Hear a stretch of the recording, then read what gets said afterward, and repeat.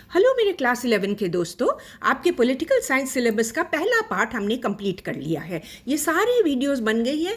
I hope आपने इनको देखा होगा और आपको फ़ायदा पहुंचा होगा। सेकंड पार्ट में अब हम फोर्थ चैप्टर कर रहे हैं, एग्जीक्यूटिव या कार्यपालिका।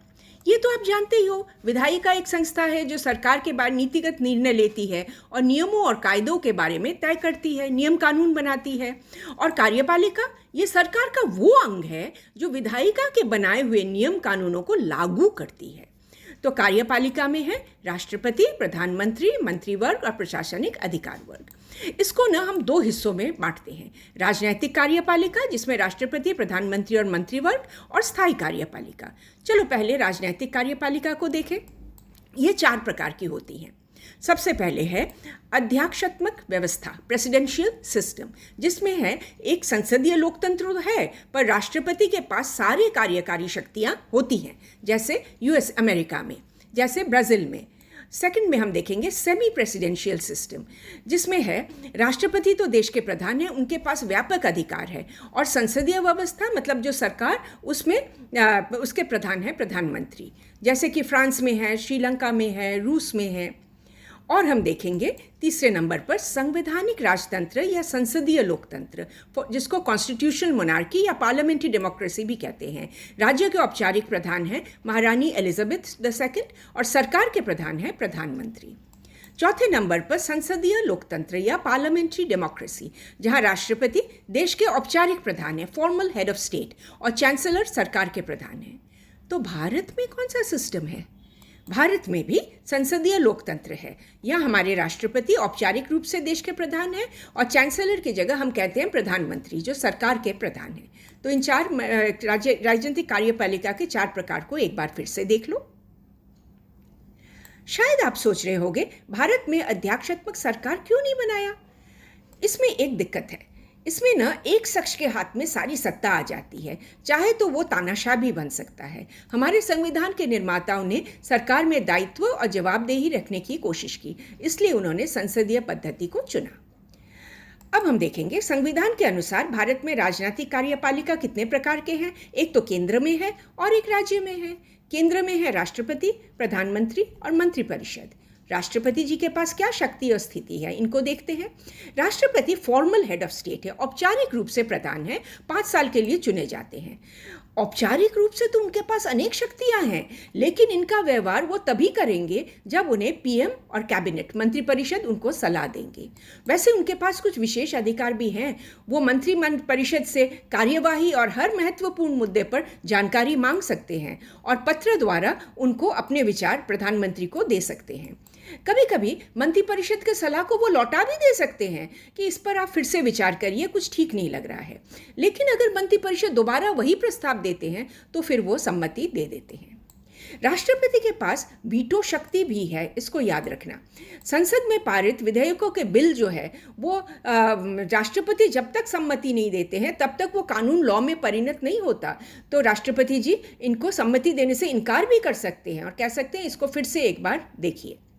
साधारणतः राष्ट्रपति जब जनरल इलेक्शन होते हैं उसके बाद विजेता दल के लीडर को प्रधानमंत्री होने के लिए आमंत्रण देते हैं।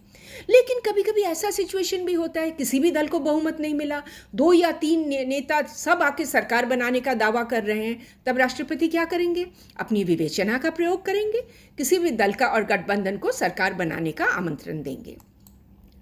5वें नंबर पर अगर मंत्रिपरिषद विधायिका में बहुमत खो देती है तो राष्ट्रपति उन्हें हटाकर नए मंत्रिपरिषद की नियुक्ति करते हैं। तो राष्ट्रपति के विशेष अधिकारों को एक बार फिर से देख लो। भारत में उपराष्ट्रपति का भी पोजीशन है। ये है राज्यसभा के अध्यक्ष। किसी कारण से राष्ट्रपति पद रिक्त होने से वो कार्यवाहक राष्ट्रपति का काम करते हैं।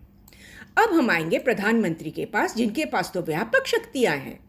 प्रधानमंत्री अपने मंत्रिपरिषद के सदस्यों को चुनते हैं, विभिन्न मंत्रियों को उनको अलग अलग पद स्तर देते हैं और मंत्रालयों का आवंटन करते हैं कि किसके पास होम रहेगा, किसके पास फाइनेंस रहेगा, किसके पास हेल्थ रहेगा इत्यादि।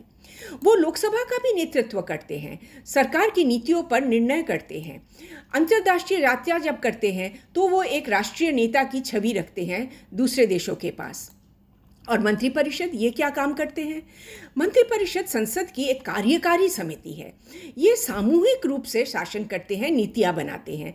अगर उनमें एकजुटता न हो तो ये नीतियाँ नहीं बनेगी। तो इनके लिए एकजुटता होना बहुत ही इम्पॉर्टेंट है। लेकिन अगर सरकार बहुमत खो देती है या एक भी मंत्री के खिलाफ अविश्वास प्रस्ताव पारित होता है तो पूरे मंत्रिमंडल को इस्तीफा देना पड़ता है। तो ये तो था केंद्र में राजनीतिक कार्यपालिका, और राज्यों में ये भी केंद्र मॉडल पर ही आधारित है। देखो इसको, केंद्र में राष्ट्रपति, राज्य में राज्यपाल, केंद्र में प्रधानमंत्री, राष्ट्र में मुख्यमंत्री, केंद्र में मंत्रिपरिषद, राज्य में भी मंत्रिपरिषद। तो ये पैरेलल पैटर्न पे ये होती हैं।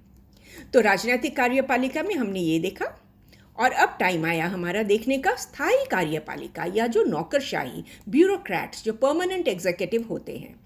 भारत के जो स्थायी अधिकारी हैं इनमें न कई सेवाएं हैं। नंबर 1 है अखिल भारतीय सेवाएं, ऑल इंडिया सर्विसेज, जैसे Indian administrative service, Indian police service. इसके लिए बहुत बड़ा एग्ज़ाम देकर स्टूडेंट्स पास करते हैं और फिर ये सरकारी ऑफिसर बनते हैं। है केंद्रीय सर्विसेज, जैसे भारतीय विदेश सेवा, इंडियन फॉरेन सर्विस, ये भारत के राजदूत होकर अलग जगह पे जाते हैं। इंडियन रेवेन्यू सर्विस, जो इनकम टैक्स के बारे में, कस्टम्स के बारे में देखभाल करते हैं। और है सेकंड नंबर पर प्रांतीय सिविल सर्विस, जो हर स्टेट में अपना पूरा सिविल सर्विस होता है, जैसे Bihar public service, Uttarakhand public service, UP public service. और है लोकल गवर्नमेंट के एम्प्लॉय, जैसे म्यूनिसिपल कॉरपोरेशन के एम्प्लॉय, ये है लोकल गवर्नमेंट के। और चौथे नंबर पे है PSU, पब्लिक सेक्टर अंडरटेकिंग, लोक उपक्रमों के जो टेक्निकल स्टाफ है और जो मैनेजेरियल स्टाफ है वो 4 नंबर पे हैं। तो ये सारे स्टाफ इतने इम्पॉर्टेंट क्यों हैं? इसलिए कि ये हाईली ट्रेंड है और बहुत एक्सपीरियंस्ड भी है। तो ये स्थायी अधिकारी जो नए नए मंत्री आते हैं उनको नीति बनाने और लागू करने में सहायता करते हैं, लेकिन उनके पास अपने आप कुछ लागू करने की क्षमता नहीं है। संसदीय शासन में विधायिका जो बताएंगे लागू करने, उसी को उन्हें लागू करना पड़ेगा। प्रशासनिक मशीनरी राजनीतिक रूप से उत्तरदायी है। Executive machinery is answerable to the political machinery. तो देखो कुल मिलाकर हमने क्या देखा। जैसे हम हमेशा आपको कहते हैं, एक बार वीडियो देखो फिर चैप्टर पढ़ो, बस 5 मिनट और चैप्टर क्लियर। अपने शब्दों में लिखना, बिल्कुल अच्छे नंबर आएंगे। Thanks for watching. कैसे कोशिश।